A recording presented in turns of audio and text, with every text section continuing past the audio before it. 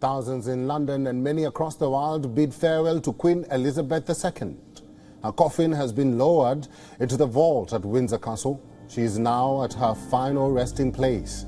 A procession that included King Charles III and the royal family escorted her to St. George's Chapel at Windsor Castle. That is where the Queen was laid to rest with her late husband, the Duke of Edinburgh.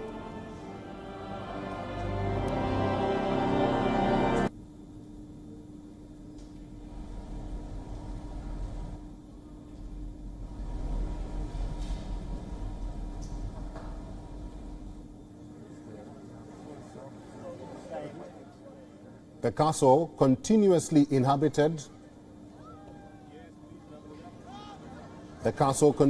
inhabited by 40 monarchs across almost 1,000 years had special significance to the Queen throughout her life. As a teenager, she was sent to the castle during the war years as London faced the threat of bombing. More recently, she made it her permanent home during the coronavirus pandemic. When the procession entered the castle grounds, gun salutes were fired.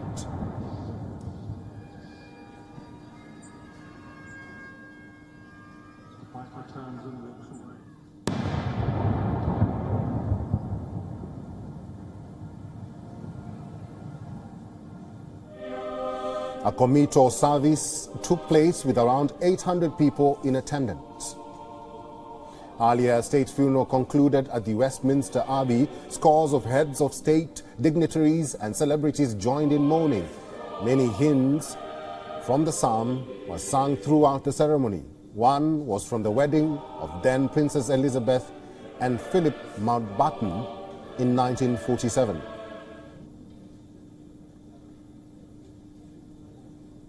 To a high calling over so many years, you recall her lifelong sense of duty and dedication to her people. A congregation of around 2,000 people had attended the funeral service at the Westminster Abbey. It included some 500 presidents, prime ministers, foreign royal families and dignitaries. London observed 2 minutes of silence to mark the end of the monarch's funeral.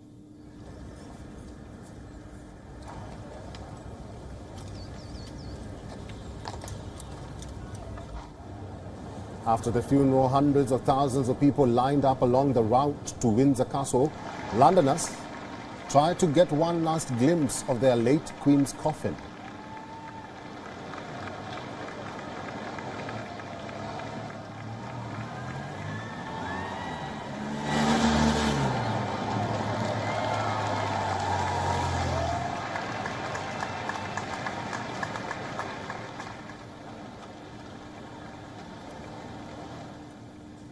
And for more on this historic day, we have Richard Fitzwilliams, who is a royal commentator from London.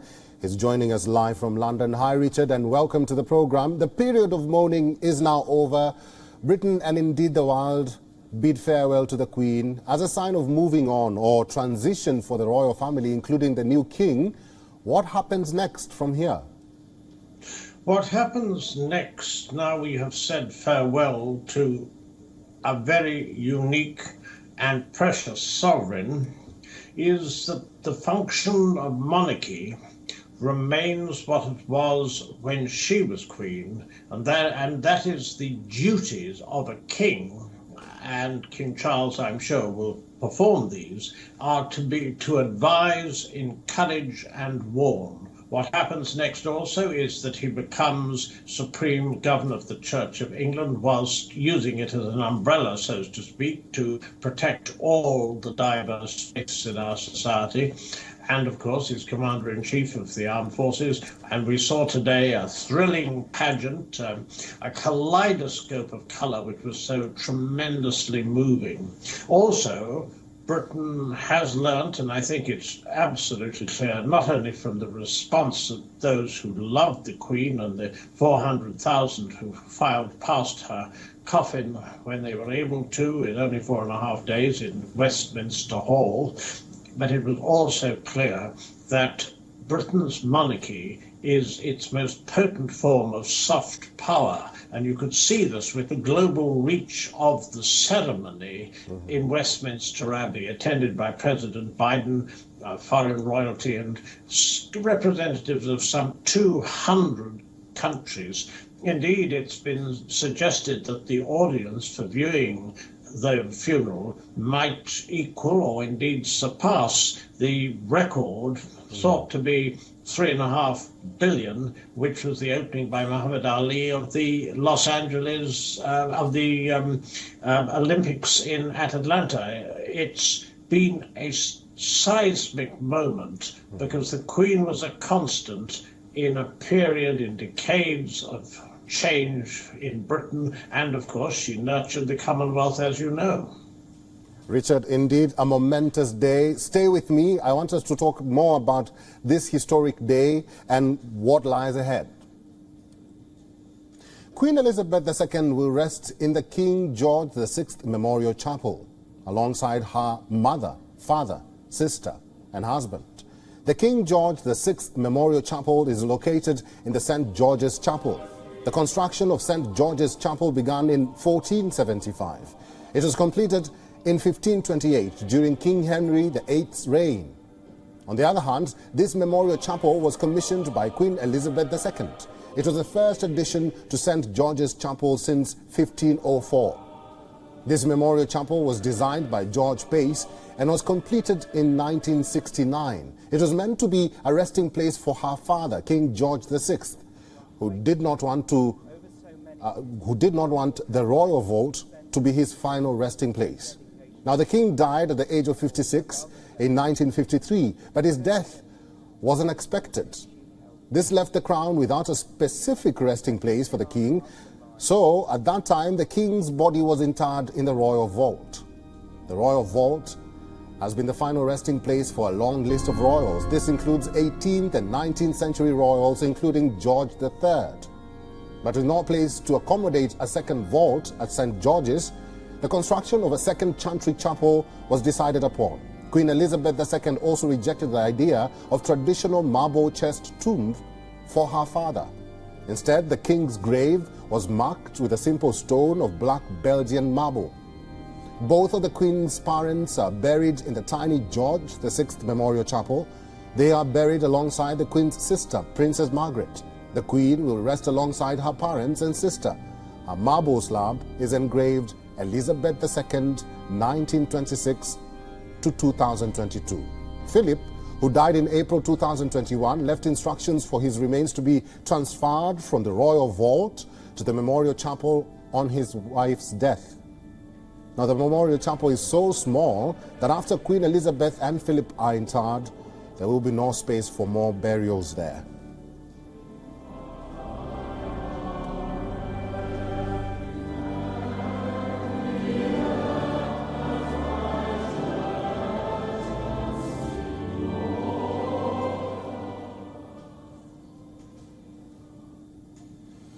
Well, Richard Fitzwilliams is a royal commentator and he is still with us. Thank you very much, Richard, for staying on. I will begin with the last point that I said in my report, that the memorial chapel is so small that after Queen Elizabeth and Philip are interred, there will be no space for more burials there. We understand that the late Queen made plans for her own funeral and where she would be laid to rest. But tell us the symbolism and uniqueness of royalty funerals or interments. Well, there's no question that the symbolism in a royal funeral whereby a grateful nation pays tribute to a sovereign is all important when it comes to monarchy as a symbol of national unity. It was a fascinating history that you mentioned about the George VI Memorial Chapel, and indeed it is a very, very small chapel. And the significance, of course, is that the late Queen will join Prince Philip, her beloved strength and stay, in the chapel. And it's important also, I think, to stress their 73-year partnership was one of the reasons for the enormous success of Queen Elizabeth's reign. I think that it was absolutely pivotal because he was always a support. They were very different in temperaments, and yet the combination of their particular strengths so successfully helped Britain and also the monarchy, I think. Regarding today, it has been an extraordinary day after a period where newspapers, people, and certainly you saw the vast crowds in different parts of Britain.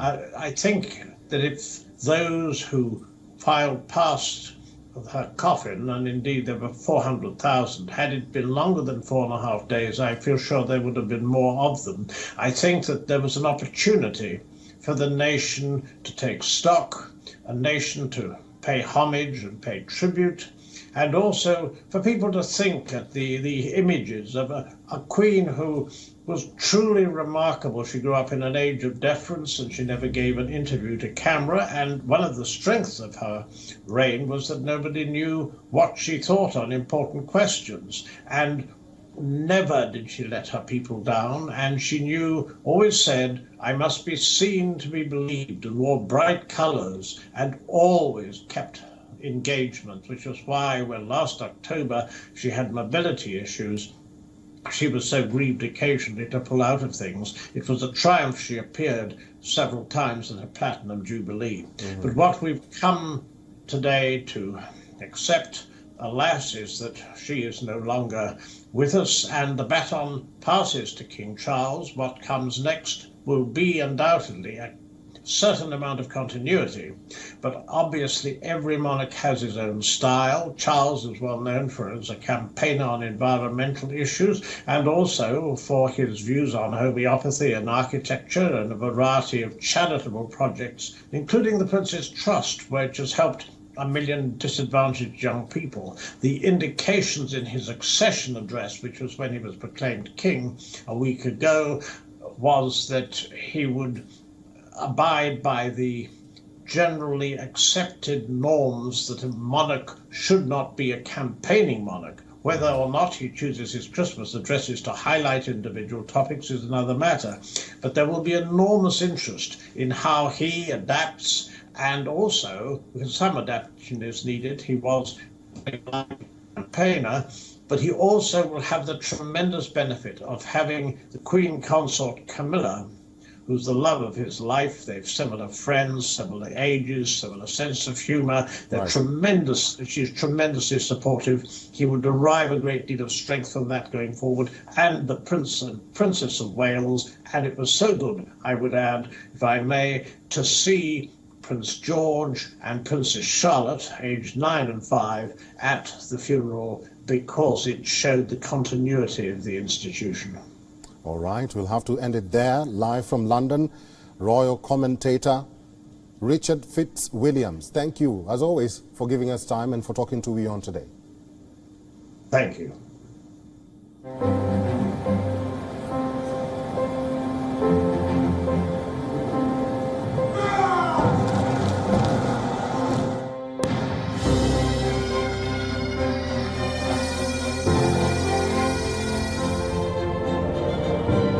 Remember her long life of selfless service. The sting of death is sin. I go to prepare a place for you. Recalling with gratitude her gifts of wisdom, diligence, and service. WION is now available in your country. Download the app now and get all the news on the move.